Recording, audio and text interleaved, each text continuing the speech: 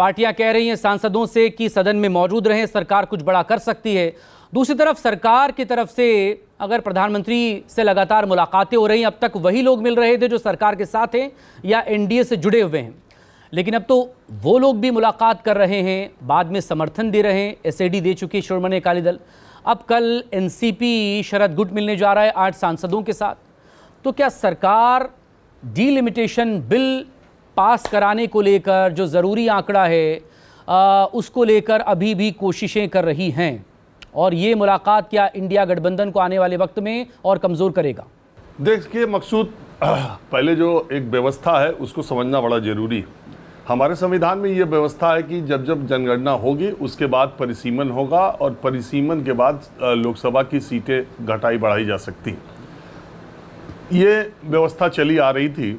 1976 में इंदिरा गांधी की सरकार ने परिसीमन को 25 साल के लिए फ्रीज कर दिया, यानी 25 साल तक जनगणना के आधार पर परिसीमन होकर लोकसभा सीटों में कोई बदलाव नहीं होगा।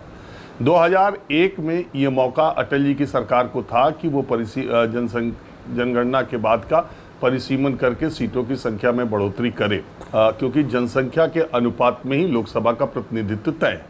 लेकिन अटल जी की सरकार ने भी 2001 में तमाम विरोध जो हो रहे थे और तमाम चीज़ों को देख के उसे 25 सालों के लिए फ्रीज कर दिया। अब 2026 की सरकार को ये फैसला करना है कि वो परिसीमन के बारे में क्या फैसला करेगी।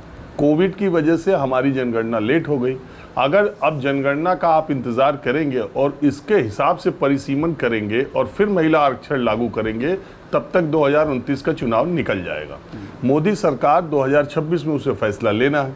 मोदी सरकार का ये कहना है कि पहले सीटों की संख्या में बढ़ोतरी हो जाए, जनगणना के जब आएगा सीटों की संख्या में बढ़ोतरी हो जाए, उस पे से महिला आरक्षण दिया जाए तो 29 में ये लागू हो सकता है। विपक्ष जो लोग भी देश में इसका विरोध कर रहे हैं, उनका ये कहना है कि जो अभी सिटिंग है, जो सिटिंग जितने एमपीज हैं उनमें पहले आप आरक्षण दे दीजिए महिलाओं को, पहला ये चुनाव इस पे करा लीजिए, फिर जनगणना के आंकड़े आने दीजिए, फिर उसके हिसाब से परिसीमन होगा, फिर सीटों की संख्या बढ़ाई जाएगी। यही मूल बात है। अब दक्षिण के राज्य जो है वो चाहते हैं कि नहीं, ये अगले 25-50 साल तक के लिए और फ्रीज कर दिया जाए। तमिलनाडु के चीफ मिनिस्टर का यही कल मीटिंग उन्होंने बुलाई थी। हालांकि 57 जो सांसद हैं लोकसभा राज्यसभा के, उसमें केवल 20 पहुंचे थे। अब सरकार ने अप्रैल महीने में ये कोशिश की थी, लेकिन सदस्य संख्या और सदन में बाकी दलों का समर्थन न मिलने की वजह से सरकार को ये बिल गिर गया। 2/3 लोकसभा में उसे समर्थन चाहिए। अब अगर आप अप्रैल से लेकर के अगस्त तक आज की स्थिति देखेंगे तो बहुत सारी पार्टियों में टूट हुई या कराई गई, और बहुत सारे सांसद जो आपको पार्टियों से टूट करके एनडीए के खेमे में शामिल हुए हैं, धीरे धीरे वो सदस्य संख्या वहां तक पहुंचती दिख रही है। लेकिन अभी डीएमके का रुख, एनसीपी एसपी का रुख और समाजवादी पार्टी का रुख क्या होगा, ये सरकार नाप तोल रही है। जहां तक मुझे लगता है कि अगर आप देखें, शिरोमणि अकाली दल ने अप्रैल, हालांकि उनके लोकसभा में हरसिमरत कौर बादल अकेली सांसद हैं, लेकिन अप्रैल महीने में उन्होंने इसका विरोध किया था।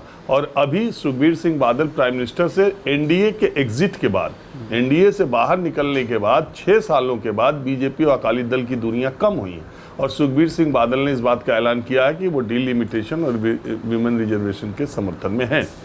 मुझे ऐसा लगता है कि एनसीपी एसपी भी कोई रास्ता निकाल के सरकार के साथ आ जाएगी। अब सवाल डीएमके का है और समाजवादी पार्टी, ये 2 बड़ी पार्टियों को फैसला करना है, और सरकार करीब करीब वहां तक पहुंच चुकी है। लाएगी तो जरूर, ये पक्का है, और ये इसको पास तो कराने का पुरजोर प्रयास करेगी, ये भी पक्का है। सदस्य संख्या उसके पास करीब करीब पहुंचती हुई दिख रही है, ये भी पक्का है। सवाल सिर्फ एक है कि आज हम 9 अगस्त को बात कर रहे हैं, 10 अगस्त को सोमवार है, 10, 11, 12, 13, 4 दिन बचता है। ये 13 अगस्त के पहले लाएगी या 15 अगस्त का स्वतंत्रता दिवस के भाषण के बाद 1-2-3 दिन का संसद का विशेष सत्र इसके लिए बुलाया जाएगा, उसमें पास कराया जाएगा। बस इतना ही सी बात है। सरकार अपना सारे कील कांटे दुरुस्त करने में लगी हुई है, और उसे एक एक, ये प्रधानमंत्री रोज जो ब्रेकफास्ट मीटिंग पर आपको अलग अलग टूट के जो आए सांसद हैं पार्टियों से जो मिल रहे हैं, वो उसी रणनीति का हिस्सा है, क्योंकि मैंने आपको बता दिया मूल बात यही है। दक्षिण के राज्यों का ये विरोध था कि अगर जनसंख्या के आधार पर परिसीमन हुआ तो हमने तो फैमिली प्लानिंग, हमने जनसंख्या पर नियंत्रण रखा। हमने सबसे ज़्यादा, अगर 3 स्टेट नॉर्थ इंडिया के आप देखें और 3 स्टेट साउथ के देखें तो रेवेन्यू में 3 गुने का फर्क है, और जो वो केंद्र सरकार को दे रहे हैं, जो राजस्व इकट्ठा कर रहे हैं, उसमें 3 गुने का फर्क है, और जनसंख्या में भी 3 गुने का, यानी उनसे 3 गुना जनसंख्या उत्तर के लोगों की ज़्यादा है। तो उनका ये कहना है कि एक तो हम प्रोग्रेस करें, एक तो हमने जनसंख्या नियंत्रण किया, एक तो हमने देश की आर्थिक प्रगति में योगदान दिया, और परिसीमन जनसंख्या के आधार पर हो जाएगी तो हमारी सीटें कम हो जाएंगी, हमारा लोकसभा में रिप्रेजेंटेशन कम हो जाएगा। अमित शाह ने इसका बीच का रास्ता गृह मंत्री ने निकाला। सदन के भीतर उन्होंने कहा कि किसी के साथ अन्याय न हो, इसलिए जिस राज्य की जितनी लोकसभा सीटें हैं उसको आधी बढ़ा दी जाएंगी। और ये इस उनके प्रस्ताव पर मुझे नहीं लगता कि राजनीतिक दलों में, हालांकि कल किरण रिजिजू और राहुल गांधी में बड़ी दिलचस्प यक्स पर जंग हुई है इसको लेकर के जी। अब ये देखिए, मुझे लगता है कि सरकार जब तक अपने अंक गणित सही नहीं कर लेगी तब तक नहीं लाएगी, लेकिन लाएगी तो जरूर। मुझे लगता है कि इसी महीने हो सकता है विशेष सत्र बुलाया जाए।